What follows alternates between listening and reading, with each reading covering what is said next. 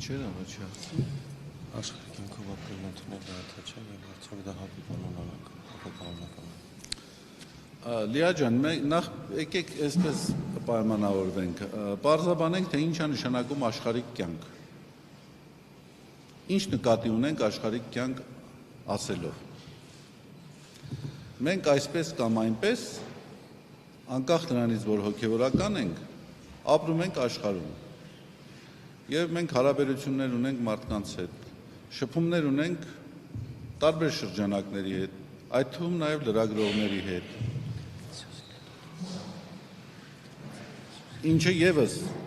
աշխարհիկ կյանքով ապրելու դրսևորումներից մեկն է։ Եթե մենք աշխարհիկ կյանք ասելով նկատի ունենք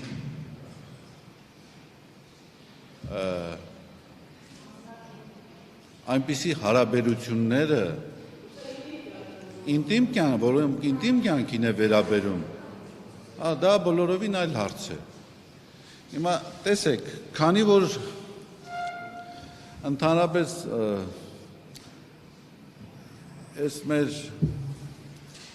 ես այդ բառը օգտագործել եմ անդրորովայնային հետաքրքրություններով առաջնորդվող մեր իշխանությունների թեթև ձեռքով ինտիմ կյանքը դարձել է պետական քաղաքականության առաջնահերթություններից մեկը, ես ասեմ ձեզ, ես այդ բանավեճը, այդ խոսակցությունը ռիփսիմեն կհամաձայնի ինձ հետ, գռեհիկ եմ համարում, գռեհիկ եւ անթույլատրելի եմ համարում։ Գիտեք ինչ, հիմա մենք մեզ մոտ ունենք խոստովանության գաղտնիության ինստիտուտ։ Իրավաբանության մեջ գոյություն ունի անձնական կյանքի իրավունքի գաղտնիության ինստիտուտ։ Ես հղում չեմ անում իրավաբանությանը, որովհետև մենք հոգևորական ենք։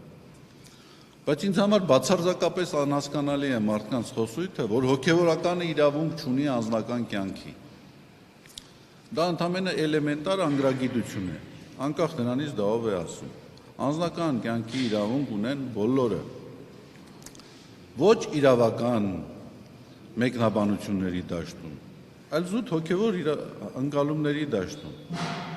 Մենք ինչի համար ենք խոստովանության գաղտնիություն ապահովում։ Անգամ օրենքի մեջ կա, որ հոգևորականը ազատված է խոստովանության միջոցով իրեն հայտնի դարձած տեղեկատվության տարածումից։ Դուք պատկերացնում եք ստեղծվի մի իրավիճակ, երբ որ մարդը ստիպված լինի իր ունեցած ինտիմ հարաբերությունների վերաբերյալ պարզաբանումներ տալ եւ սկսի տալ անուններ, որոնց հետ ունեցել է այդպիսի հարաբերություններ։ Պատկերացնում եք ինչպիսի իրավիճակներ կստեղծվի։ Դրա համար հարցերի շրջանակ կա, որոնք անթափանցելի են, անձեռնմխելի են։ Հիմա թե ով ինչպիսի հարաբերություններով է ապրել, մենք չենք կարող դրան գնահատականներ տալ։ Հիմա դուք վկայակոչում եք, որ կաթողիկոսի անվան հետ կապված այդպիսի հարցադրումներ են առաջանում, կամ մեր եպիսկոպոսների հետ։ Ես իրավունք չեմ վերապահի ինձ այդպիսի հարցադրումներին պատասխաններ տալ։ Իհարկե դա որոշակի խնդիրներ հարուցում են, հանրային տիրույթում սկսում են այդ թեմաների շուրջ քննարկումներ, բայց ես կարծում եմ մենք պետք է ոչ թե սպասարկենք այդպիսի արհեստական օրակարգերը, որոնք բերվել են մասնավոր տրամադրությամբ, այլ մենք պետք է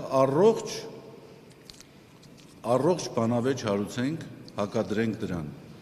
Հիմա այսօր Հայաստանի Հանրապետության, Հայաստանի թիվ 1 խնդիրը եկեղեցականների ինտիմ հարաբերությունները եւ եկեղեցականների ենթադրյալ երեխաներն են։ Եթե մենք այդ հարցերի սպառիչ պատասխանները ունենանք, մեր երկրի անվտանգությունը ավելի ամուր կդառնա, մեր սահմանները անձեռնմխելի կդառնան, կվերանա հանրային պառակտվածությունը։ Իհարկե ոչ։ Ուղղակի ակնհայտ է, որ այս խնդիրները հրապարակ են բերում խորացնելու համար հանրային պառակտումը։ Առողջ բանավեճ իրականացնելու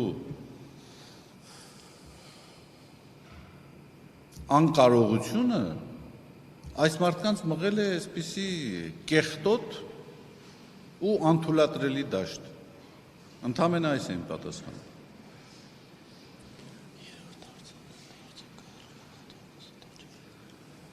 Արդյոք կհեռանա կաթողիկոսը թե ոչ։ Գիտեք, կաթողիկոսը ոչ մի հնարավորություն չունի հեռանալու։ Ոչ մի նախադրյալ չեմ տեսնում, որ կաթողիկոսը պետք է հեռանա։ Կաթողիկոսը չի կարող հեռանալ միայն այն պատճառով, որ ինչ որ շրջանակներ, այդ թվում նաև կասկածելի շրջանակներ, որոնց եկեղեցու պատկանելությունը խիստ տարակուսելու է, այդպիսի օրակարգ են առաջ մղել։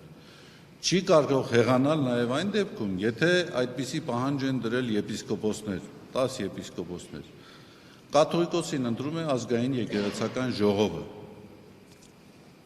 Եվ ազգային եկեղեցական ժողովի որոշումից դուրս կաթողիկոսի ցանկացած նման որոշում, որ ինքը պետք է հեռանա,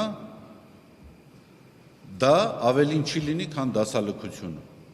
Կաթողիկոսը չի կարող հեռանալ, եւ կաթողիկոսը ինքը բազմաթիվ անգամներ այդ մասին նշել է,